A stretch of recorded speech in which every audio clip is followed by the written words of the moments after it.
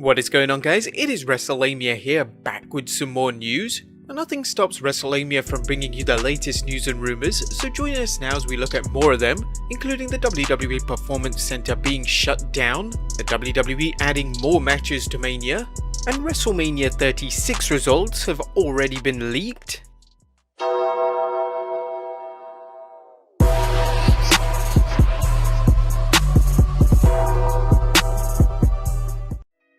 Be sure to subscribe and hit that notification bell for daily wrestling videos. But let's waste no further time and get straight into the first story as we look at whether the WWE Performance Center is being shut down. Is Orlando shutting down the WWE Performance Center? It appears it could happen, as WrestlingNews.co's Paul Davis is reporting. Orange County, the central county of Orlando, Florida, will order all residents to stay home. This is the latest effort to contain the outbreak, and the order will take effect at 11 PM on Thursday night. The order prohibits anyone from leaving their home unless they're making trips to work for essential business, the grocery store, or the pharmacy. As the disease situation appears to be worsening, it's very possible the WWE won't be able to tape any shows at the Performance Center after Thursday. As noted in previous news videos, the WWE is taping ahead and will have its weekly television produced through 6th April, the Raw after the second night of WrestleMania airs. Next up, did Raw's ratings go up or down?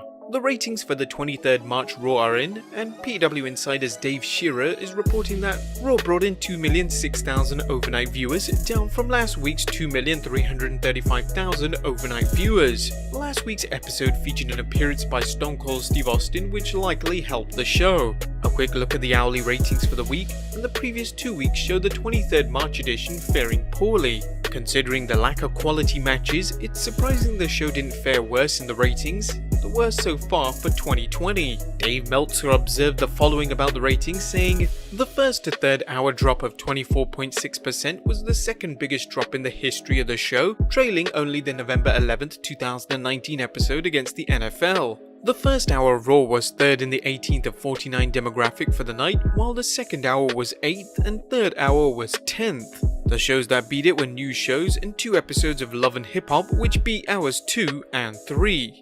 Any novelty the WWE had with shows emanating from the Performance Center appears to have worn off, and it's arguable last week's Raw, which only featured one live match, soured fans to watching a similar edition, only this time without Stone Cold Steve Austin. Raw didn't perform as well as it normally does in the 18 to 49 demographic, coming in at 3rd, 8th and 10th place for its first, second and third hours respectively. How will WWE spice up the Go Home episode of Raw? Next up, WWE is adding more matches to Mania. With WrestleMania 36 taking place over 2 nights, they have lots of room for matches. Despite 13 matches already scheduled for the show, rumor has it they want to add even more. PW Insider's Mike Johnson is reporting that, "I was told to expect more matches to WrestleMania, believe it or not. I was told to expect some random sort of zany matches announced. That's what I was told earlier today."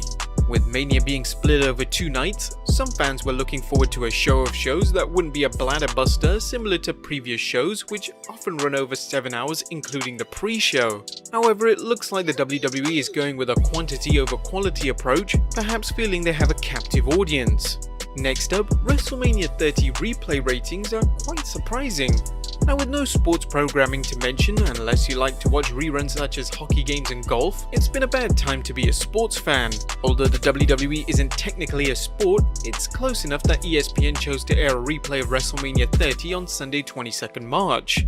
But how did it do in the ratings? According to Wrestling Observer's Paul Fontaine, not too bad. Sunday night's re-airing of WrestleMania 30 on ESPN averaged 839,000 viewers for the show headlined by Daniel Bryan winning the WWE Championship in a triple threat over Randy Orton and Batista. It was the highest rated show on ESPN for the weekend, but with no live sports occurring in North America right now, it's not as impressive as it sounds. It's roughly the same number that the Week 5 XFL game did, also airing in primetime on Sunday night on ESPN 2 weeks ago. That was the lowest of any XFL game had done on ESPN. Now, while Paul Fontaine doesn't seem too impressed with the ratings, has he overlooked the fact that this is a 6-year-old pay-per-view that's probably been replayed on the WWE network numerous times? Hell, it did better than an average NXT episode. Should ESPN air more replays? Let us know in the comments down below. Next up, where was Jerry the King Lawler? Fans tuning into Raw didn't see the familiar face of color commentator Jerry the King Lawler, leading to speculation he might be in quarantine along with Rey Mysterio and Dana Brooke. However, Dave Meltzer discussed the King's absence on the Wrestling Observer Radio, noting, "Lawler not being on the show tonight, I'm sure everybody if they watched the show noticed that. It's, the minute he wasn't there I presumed something, and in fact, it is the case that it's better to be safe than sorry. You don't really need Lawler. You don't really need Lawler this week." Now you may recall the King was dismissive of the dangers of the current health crisis, but decided to stay close to the Performance Center rather than going home to Memphis. According to Meltzer, the WWE is merely being prudent about its use of Lawler, which makes sense since they likely want him for WrestleMania more than Raw. Next up, AEW Changing Up Dynamite. With the current health crisis placing limits on how many people can gather in one place, it appears that Luchasaurus vs Wardlow Lumberjack match scheduled for the 25th March Dynamite will either be postponed or changed to a different type of match, at least according to Dave Meltzer. On a related note, Brian Alvarez is also reporting that AEW's Dynamite announce team will be Tony Schiavone and Cody Rhodes, presumably with Jim Ross sitting this one out due to his age making him more susceptible to the disease. Next up, WrestleMania 36 results have already been leaked. As fans know, the problem with taping a show is that spoilers inevitably come out. Although WrestleMania 36 is being taped with no fans present, there's always the possibility someone might leak what happened. Recently, PW Insider's Mike Johnson discussed why it's unlikely that anyone present will leak match results. They're using such a small crew that I pretty much believe that those who are on site will probably be too paranoid to want to really go into detail about what's going on. Especially if we have spoilers for night 1, everyone who is there for night 2 is going to have a finger pointed at them whether they like it or not with that material leaking out. Johnson makes a good point about the production crew, but don't rule out leaks by wrestlers too. Professional wrestlers are notorious for leaking news to their favourite dirt sheet writers, and while they'd be hell to pay if they got caught, how will the WWE know whether it was a camera operator or a WWE superstar who leaked details about this year's showcase of the Immortals? As we suggested, the WWE might have talent and crew sign non-disclosure agreements which would open them for monetary damages for releasing information about this year's show. However, they would first have to prove who leaked the information, something that might prove easier said than done.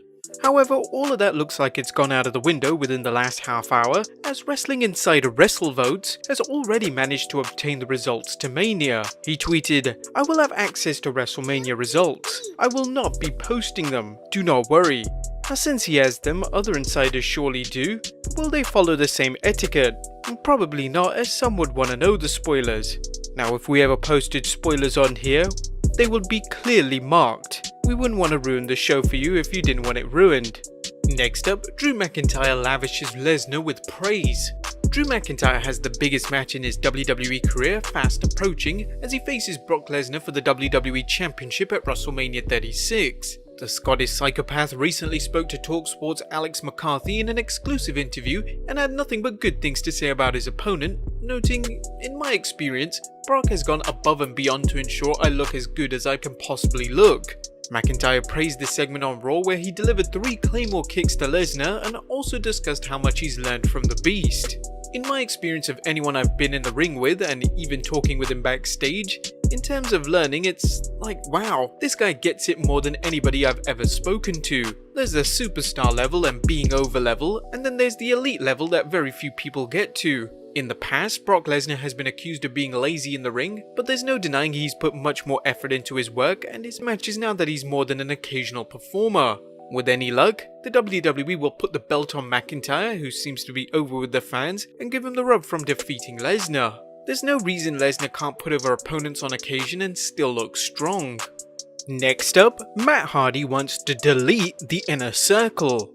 It looks as if AEW isn't wasting any time putting broken Matt Hardy into a major program in AEW, as recently Hardy tweeted, "Starting this Wednesday on AEW Dynamite, I must break the Inner Circle and sentence them to deletion."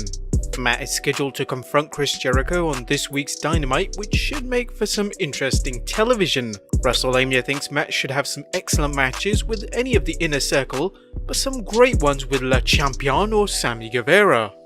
And finally, Dean Ambrose still in WWE? Last but not least, no, this isn't clickbait, but Wrestlelamia asking why Dean Ambrose is still displayed on WWE production trucks. According to Ringside News, Cedric Alexander's wife Big Swole, who currently works in AEW, took a picture of a WWE production truck with Dean Ambrose's image on it, adding the caption, "Who dis?"